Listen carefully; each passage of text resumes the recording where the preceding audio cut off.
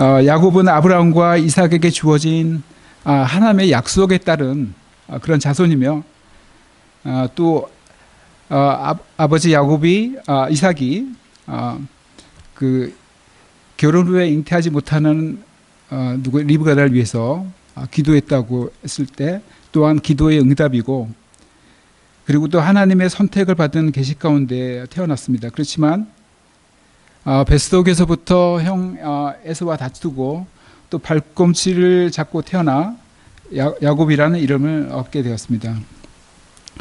제가 이제 성경을 이번에 이제 보면서 조금 더 이제 구체적으로 이렇게 봤는데, 야곱은 조부 아브라함을 15살 때까지 봤더라고, 직접. 그리고 또 믿음의 부모, 즉 이삭과 리브가 두 믿음이 아주 훌륭한 그 부모 밑에서 자랐지만은 인간적인 방법을 동원해서라도 축복을 받아내는 거에 이제 집착한 어떤 미성숙한 그런 신앙인의 모습도 보기도 합니다. 뿐만 아니라 이삭은 에서를, 그리고 리브가는 야곱을 굉장히 이제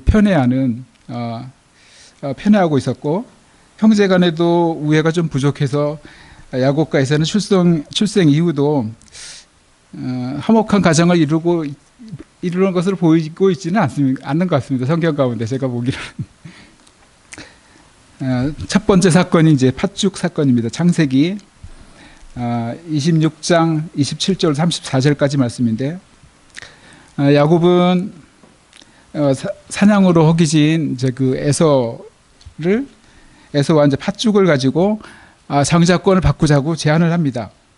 뭐 사실 장자권이라는 거는 두 사람 간의 구상 거래로 이게 거래가 가능한지, 법적으로 효력이 있는지는 모르겠지만은 후에 이삭이 죽기 전에 에서에게 장자의 축복을 주려 했던 것을 보아 또 실효성도 의문이 되지만, 성경에는 에서가 장자의 명분을 가볍게 여김이었더라고 기록해서 에서의 행위와 태도에 대해서 지적하며 하나님의 관점에 대해서 분명히 나타나고 있습니다. 반면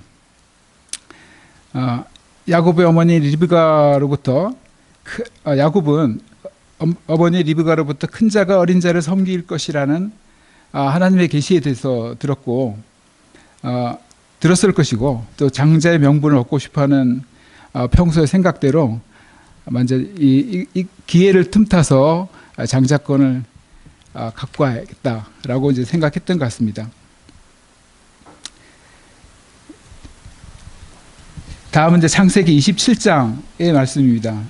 요약하면은 축복의 이제 제목을 제가 축복의 사치라고 이제 적었는데, 요약하면은 모자간의 공모로 아버지를 속여서 장자권의 축복을 가르치는 사건입니다.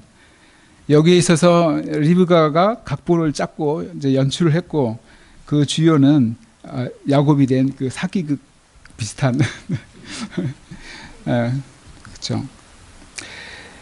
그 말씀을 보니까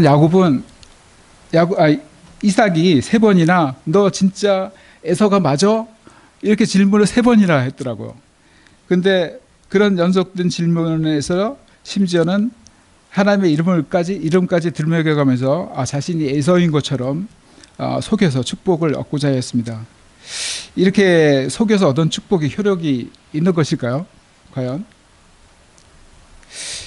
이삭은 그 이제 해답을 이제 성경에서 찾아볼 수 있는 것 같습니다. 이삭은 바로 얼마 후에 자기가 축복한 아들이 에서가 아니라 야곱인 줄 깨닫고서 심히 크게 떨었고, 에서엔 체하다가 아버지에게 들키면 복은 고사하고 저주를 받을 것이라는 또 야곱의 걱정처럼 이거 축복을 물릴 수도 있지 않겠어요? 이렇게 했다가 이거 아니라고 난 다시 축복을 물릴 수도 있을 것이라고 생각했는데, 성경은 또 다르게 기록을 하고 있습니다. 이게 믿음의 행위일까요? 아니면은 인간적인 욕심일까요? 어떻게 생각하세요? 예? 그 축복을 이렇게 에서인 것처럼 속여서 축복을 받아냈는데, 이게 믿음의 행위입니까? 아니면은 진짜 이게 아주 인간적인 사기 이런 걸까요?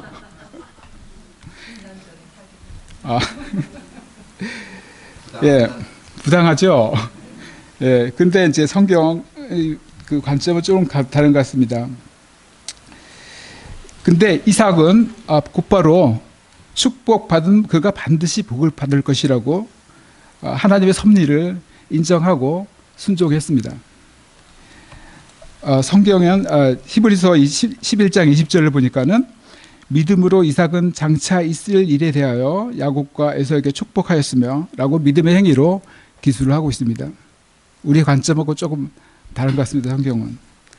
그런데 이 일로 인해서 에서의 분노를 일으켰고 결국 하란으로 도망쳐서 20년간 고된 노동에 시달려 있고 복수에 대한 두려움으로 오랜 기간 살았어야만 했습니다. 그래서 야곱의 그 인생 여정을 잠깐 제가 도표로 정리를 했습니다. 네. 지금 이제 여기 보시면은 보이나요? 여기 이제 지금 지도를 저 유럽과 이제 중동 아시아 중동 지방 이쪽 부분을 확대해서 보면은 이스라엘이 이렇게 이제 붙어 있습니다. 그리고 이제 요 주변에 뭐 이집트, 요르단, 이라크 뭐 이런 요 위에는 이제 튀르키예가 이제 있습니다. 그런데 이제 요셉이 살았던 이동했던 경로를 살펴보면은 야곱이 잠깐만요. 네. 이 브엘세바로부터 시작해서 베델을 거쳐서 하란까지 그리고 다시 숫고 세겜 이렇게 걸쳐서 브엘세바로 돌아오는 이 길이가 성경에서 보니까는 지금은 이제 제가 구글 지도를 살펴보니 이게 무려 브엘세바부터 하란 즉 밧다라나까지의 길이가 거의 1000km. 1000km니까는 뭐 걸어서 뭐 한 달, 우리 한 달 뭐 이렇게 걸어가지 않겠습니까? 이거는 이제 지금 최신 지도이기 때문에 이만큼이지 옛날에는 뭐 길도 없었고 여기에 보면은 또 요 위에 도표를 보면은 이게 최저 뭐 이렇게 강을 건너야 됐고 최고 높이가 한 1600m를 넘는 뭐 산도 넘어가야 됐고 요 경로가 지금 이렇게 이제 표시가 되고 있습니다. 이런 과정을 이제 거쳐서 하란으로 갔다가 요셉이 다시 이제 하나님의 말씀에 따라서 브엘세바까지 돌아오는 그런 과정이 되겠습니다. 그래서 처음에 보면은 이제 브엘세바에서 출발해서 베델에서 이제 하나님을 꿈속에서 뵀죠. 그리고 베델에서 하란까지 갔다가 다시 하란에서 돌아가라는 하나님의 말씀을 음성을 듣고 숫곳에서 이제 그 라반을 만나게 되죠. 라반이 쫓아왔죠, 사실은. 그리고 이제 거기서 야복강에서 이제 하나님과 씨름하는 과정이 있었고 세겜으로 건너왔다가 그 디나의 일이 이제 발생하게 됩니다. 그리고 다시 그 일 이후에 베들로 다시 돌아와서 헤브론을 거쳐 브엘세바까지 오는 과정을 거치게 됩니다. 그리고 이제 요셉이 있는 애굽으로 가게 됩니다. 전 가족이요. 야곱의 도피와 이제 귀향 여정에 대해서 이제 살펴보겠습니다. 야곱은 에서에게서 피해 외삼촌 라반이 거주하는 밧다마람 즉 이제 하란까지 가는 길이 약 1000km 이상의 고독하고 힘든 여정이었을 것입니다.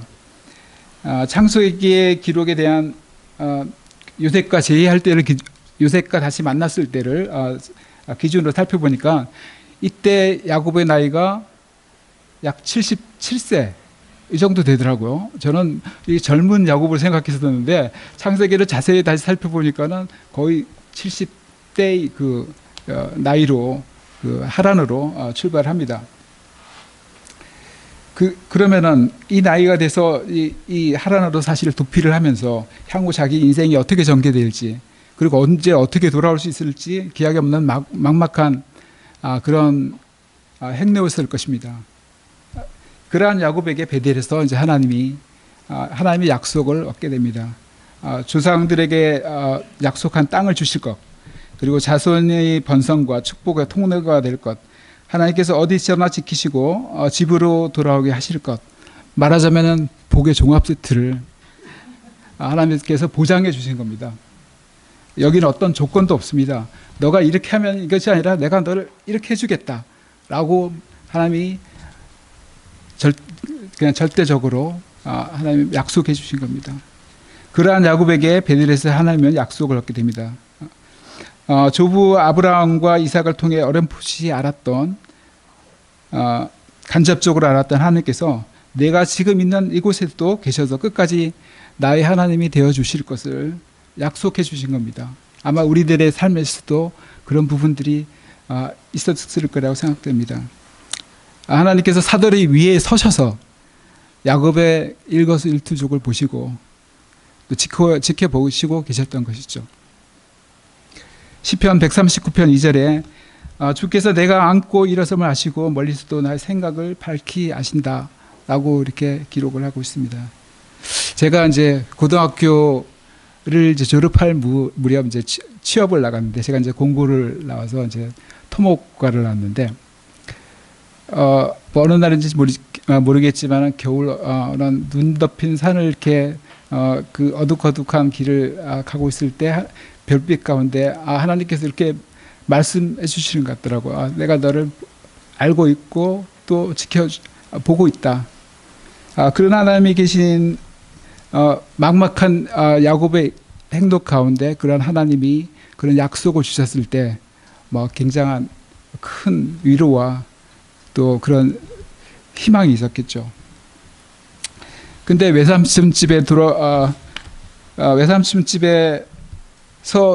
와보니 거기부터 인생이 이제 고된 훈련이 이제 시작이 됩니다. 라헬에 대한 사랑으로 7년의 곱조를 볼모 생활을 사실은 하게 됩니다. 그리고 났더니 4명의 아내와 11명의 자식이 생겼어요. 그 가장으로서도 얼마나 그 책임감이 무거웠겠어요. 근데 보면은 14년을 봉사를 했는데 모은 재산은 아무것도 없어요. 어쩌면 이제 이때 에서의 약점을 이용해서 장자권을 넘겨받은 방식대로 라헬이라는 약점으로 라반에게 14년을 뺏긴 것이 되겠죠. 그럼에도 야곱은 아주 성실하게 보면은, 그리고 정직하게 외삼촌의 양떼를 돌보아 번창케 하였습니다. 14년이 지났지만은 아무 재산도 모을 수 없던 야곱은 라반에게 하나님의 주신 꿈으로 이제 승부를 하게 됩니다. 사람이 이제 바보가 아닌다면 어떻게 흰 양떼 사이에서 얼른 양이 나올 거를 기대를 하겠어요, 그렇죠? 그런 확률은 아주 지극히 낮은 것인데, 하나님께서는 인색한 라반도 쉽게 받아들일 만한 극히 낮은 방법을 보여주셨는데, 야곱은 이를 믿음으로 받아들였습니다. 그래서 어떻게 보면은 나뭇가지를 벗겨갖고서 교미하는 양들 앞에 둬갖고서 이걸 기대하는 건 좀 우습게 보기도 하고 좀 이해하기 어려운 그런 그 행위로 보이지만, 이번에 성경을 묵상하면서 이거는 하나님께 주신 거는 이건 아주 적극적이고 구체적으로 하나님께 간구하는 기대의 모습으로 저에게는 이제 다가왔습니다. 왜냐하면 그것이 그냥 자기가 임의로 한 것이 아니고 하나님께서 보여주신 꿈을 기반으로 하였기 때문이죠. 그래서 야곱은 이 튼실한 양의 새끼를 내게 주옵소서, 그 가정 가운데 야곱의 기도를, 마음을 느낄 수가 있는 것 같습니다. 하나님께서는 우리가 이렇게 구체적이고 적극적으로 기도하시기를 원하십니다. 그리고 나서 라반에게부터 또 이제 도망갑니다. 올 때도 도망쳐서 왔는데 갈 때도 도망쳐서 가는 입장이 되었습니다. 그만큼 이제 외삼촌 라반에 대해서 이제 불신이 이제 쌓였기도 하지만은 아직도 하나님에 대한 인도하신가 그 능력에 대한 믿음을 넘어서는 인간적인 두려움으로 이제 몰래 이제 도망치듯 나오게 됩니다. 그래서 잠언 29장 25절에 사람을 두려워하면 올무에 걸리게 되오니라 이제 이렇게 말씀하셨는데, 그럼에도 불구하고 하나님께서는 라반의 이제 악한 의도를, 쫓아오는 라반의 악한 의도를 막으셨고, 야곱의 연약한 믿음에도 그를 일체 책망하지 않으시고 그를 보호하셨습니다. 근데 드디어 이제 그 절체절명의 이제 위기를 맞게 됩니다. 그것이 아까 보여주신 야복강에서 이제 에서와의 만남을 앞두고 인생에 있어서는 반드시 거쳐야 되는 이제 외나무 다리인 앞에서 야곱은 자기가 할 수 있는 모든 깨와 방법을 다 동원해서 자기 앞에 닥친 고독하고 이제 실체적인 실체적인 위기 앞에서 더 이상 어찌할 수 없는 것을 알고 하나님께 매달릴 수밖에 없었습니다.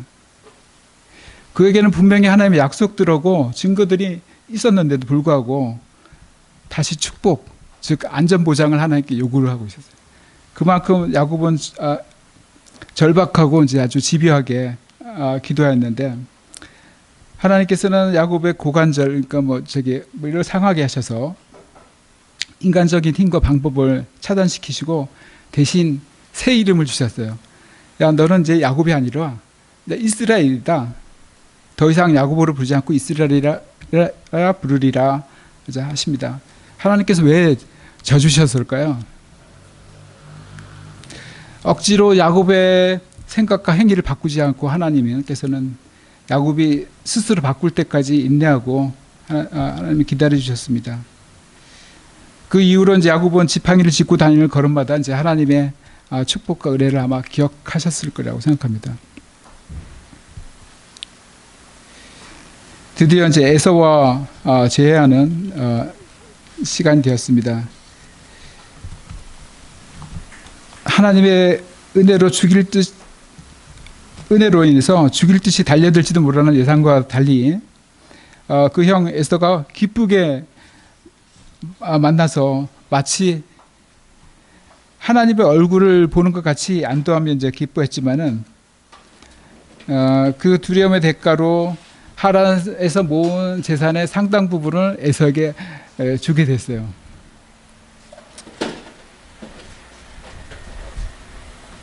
그러한 이제 위기를 넘겼는데, 출생지로 돌아가라는 하나님의 지시에도 에서와의 위기를 벗어난 안도감과 세상의 유혹으로 세겜 땅에 이제 정착하게 됩니다. 임의로 하나님 말씀하지 않으셨는데 제단을 쌓고 거기를 이제 그것을 제단을 쌓았지만 하나님께서는 이곳에서 아무 말씀도 없었고 오히려 이제 가문의 위기가 찾아옵니다. 디나의 일로 두 아들이 잔인하게 이제 그 세겜 땅에 이제 백성들을 이제 죽여서, 남자들을 죽여서 사박으로 이제 적을 만들었고 이제 멸족의 이제 위기가 닥쳐옵니다. 근데 하나님은 다시 이를 막으셨고 다시 한번 베델에 제단을 쌓을 것을 지시하셨습니다. 그제서 야곱은 신앙에서 떠나 자신을 돌아보고 세상 것들을 다 버리게 하시고 베델로 올라가자 하나님께서 다시 복을 주셨습니다. 처음에 베델에서 하나님을 뵀을 때는 꿈속에서 하나님이 사다리 위에 서셔 갖고서 이렇게 보고 계셨는데, 이때는 땅에 직접 내려오셔 갖고서 야곱에게 말씀하시고 다시 한번 네 이름이 이스라엘이다, 야곱이 아니고 이스라엘이다 상기시켜주고 올라가셨습니다. 옛 이름 야곱은 인간적인 노력이나 방법에 의한 복을 얘기를 하고 있는데 그 결과는 고생과 이런 파멸이지만, 새 이름 이스라엘은 위로부터 내려오는 하나님의 은혜에 따른 복이서 안전하고 영원하고 완전한 그런 복을 말씀하시는 것 같습니다. 근데 헤브론에 가는 이제 말씀에 따라서 이제 가는 도중에 이어지는 슬픔들이 일어납니다. 사랑하는 라헬이 죽었고 또 얼마 후에 또 정신적 지주였던 아버지 이삭이 죽음을 맞이합니다. 뿐만 아니라 그동안 지극히 아끼던 아들 요셉을 이제 잃어버리는 큰 슬픔에 빠진 노인의 모습을 이제 짐작할 수가 있습니다. 이로 인해서 이제 막내 베냐민에게 더 집착하게 되었고 인생의 마지막으로 남은 위안을 여겼던 것 같습니다. 그러나 하나님께서는 심한 기근이라는 절박한 상황을 통해서 베냐민의 생명까지도 내려놓게 하시고 전적으로 하나님을 의지하게 계셔서 온전한 믿음의 사람으로 나아가게 하셨습니다. 창세기 43장 14절에 내가 자식을 잃게 되면 이르리로다, 이렇게 야곱이 고백하였습니다. 마치 이제 에스더서에 나오는 내가 죽으면 죽으리다 같이 모든 것들을 내려놓고 하나님의 은혜에 의뢰하는 그러한 믿음으로 사람으로 만들어가고 있습니다. 야곱은 바로 앞에서 자기의 인생을 험악한 세월로 요약을 하고 있습니다. 그러나 마지막에는 마침내 하나님의 약속과 축복을 이루어주시는 하나님을 믿고 경배하는 사람으로 만들어 주셨습니다. 축복을 가르치는 사람에서 축복하는 사람으로, 의심과 두려움의 인생에서 하나님을 경배하는 사람으로. 그래서 야곱은 믿음으로 요셉의 두 아들을 축복하고 또 12 아들들을 축복하였습니다. 히브리서 11장 22절이 결론의 말씀입니다. 믿음으로 각 아들에게 축복하고 지팡이 머리에 의지하여 경배하였으며, 그의 인생 여정을 통해서 하나님께서는 야곱에게 그 많은 과정을 통해서 그를 신앙을 훈련시키시고 믿음의 사람으로 이끌어 가셨고, 마침내는 다른 이들을 축복하는 복의 통로로 사용하셨습니다. 이루시는 하나님. 빌립보서 1장 6절의 말씀을 마지막으로 말씀드리겠습니다. 너희 속에 착한 일을 시작하시니가 그리스도 예수의 날까지 이루실 줄을 확신하노라. 아멘. 기도하겠습니다.